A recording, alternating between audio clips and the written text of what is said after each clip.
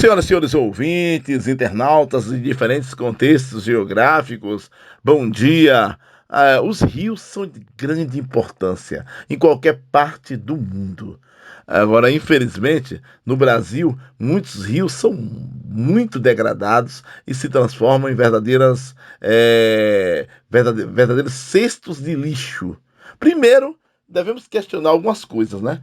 Quando assistimos um jornal numa TV e um telejornal, e você se depara com a seguinte situação: uma enchente de uma grande cidade, São Paulo, Salvador, Belo Horizonte, e você vê lá, por exemplo, uma cheia ali no meio da rua, lá você vê a água carregando móveis, carregando muita coisa, e quando você olha você vê uma cidade como São Paulo, que é cortada por um rio, por alguns rios, como o Tietê, você vê lá um sofá boiando na água suja de um rio. Bom, aí algumas questões, né? Em alguns casos, às vezes a água ela invade determinadas casas. Aí tem que se questionar se foi a água que invadiu ou se foi a casa, né? Porque às vezes o morador constrói praticamente dentro do rio. E alguns móveis são carregados. Só que em muitos casos, o que acontece mesmo é que as pessoas jogam alguns móveis dentro do rio. O cidadão compra lá um sofá novo e quer se livrar do sofá velho, joga no rio. A primeira questão aí, ela é de natureza socioeconômica e humanitária. Porque a questão socioeconômica, há muitas pessoas pobres precisando de um sofá. Não tem um sofá numa casa. A pessoa poderia fazer uma doação para uma pessoa pobre. E a outra é humanitária. Rapaz, que coração, né?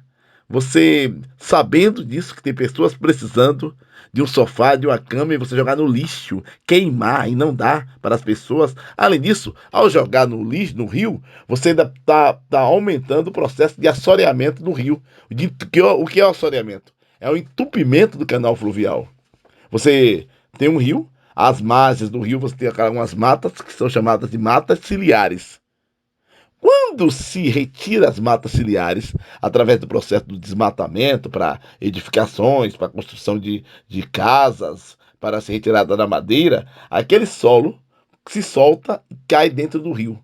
Que quando chove, a água da chuva, ou ela infiltra, ou ela escoa, né? Ou ela evapora. Aquela água que infiltra, às vezes ela cria aquela camada de lama, ela solta aqueles barrancos, aquilo cai no rio. Então o rio fica mais raso, porque aquela terra, né, nem tudo dá para o rio carregar. Então a parte ele carrega um material mais leve, aquele material que fica vai deixando o canal do rio mais raso. Quando a chuva vem, a enchente, a área de enchente se amplia, porque o rio está mais raso. Então vem aquela água toda e sai invadindo tudo, não é o que é realmente complicado. Aí no meio disso tudo o sujeito vai lá e joga um sofá. Quer dizer, é algo realmente altamente questionável. Como as pessoas impactam os rios de diversas formas, não é? Além disso, muitos desses rios estão mortos, porque você tem ali o descarte de efluentes líquidos, ou seja, essa água que vem das casas, não é? Há casas que você teve, que se joga ali, a água, inclusive, aquela água que deveria ir para uma fossa, desce para os rios. Então, muitos rios estão mortos. Você não tem peixes. Se compromete a piscicosidade, ou seja, a quantidade de peixes, porque a água ela está com produtos químicos pesados. Então, o peixe não tem como respirar de uma água dessa. Não tem oxigênio, não tem como respirar. Então, esses peixes desaparecem. Ou então, quando se joga esses elementos químicos pesados de uma vez, você vê aquela cena horrorosa, que são aqueles peixes mortos, que aparecem aqueles peixes em cima da água assim mortos, que é uma cena realmente muito triste de se ver.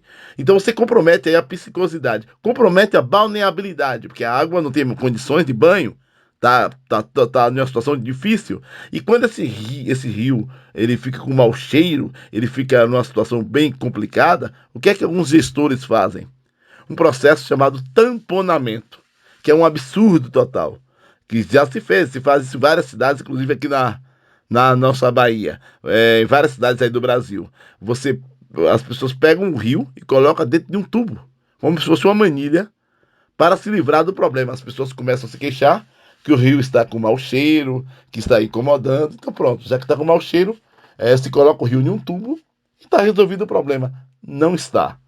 Quando chove nas cabeceiras do rio, na parte mais alta, essa água não tem como para onde passar, vai para onde?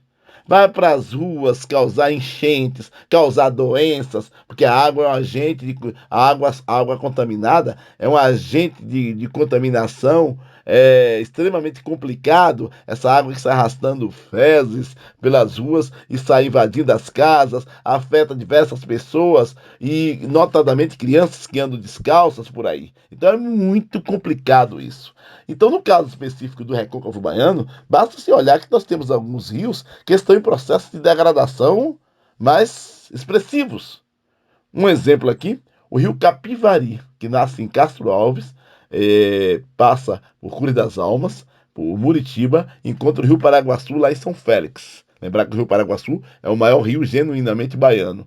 Esse rio Capivari que eu estou falando, quem sai de Cury das Almas para Governador Mangabeira, as pessoas podem avistar esse rio naquele um trecho onde tem duas pontes. Uma ponte sobre a linha férrea e outra ponte sobre esse rio, que é o rio Capivari. Você olha para baixo, você não vê mais rio.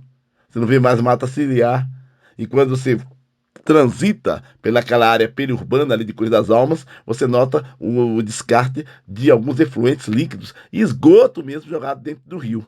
O que é lamentável, porque na zona rural de Muritiba, na área territorial do município de Muritiba, você tem duas belíssimas cachoeiras nesse mesmo rio, no rio Capivari. Para quem não sabe de que trecho eu estou falando, só vou informar aqui para quando estivermos no período de chuvas no Recôncavo Baiano, você pode visitar. Você desce pela Rua do Fórum de Muritiba, e você tem uma ladeira, um declive bem acentuado, que é um trecho já de estrada vicinal, estrada de chão, na estrada que liga Muritiba ao Outeiro Redondo, na zona rural de São Félix, e ali, quando você desce essa ladeira, você tem a linha férrea, e logo depois da linha férrea, você tem um trecho do rio Capivari, né, uma ponte ali sobre o rio Capivari.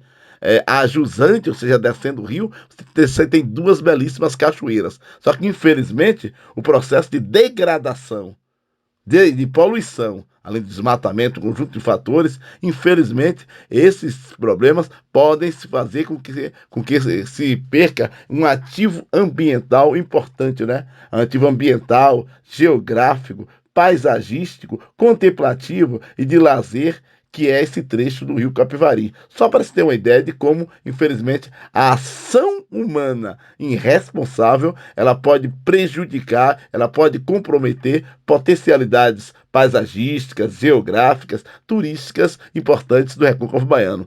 Cabe aos gestores públicos municipais fazer essa leitura, essa identificação desses principais problemas para que possa enfrentá-los. Saúde e paz, até a próxima.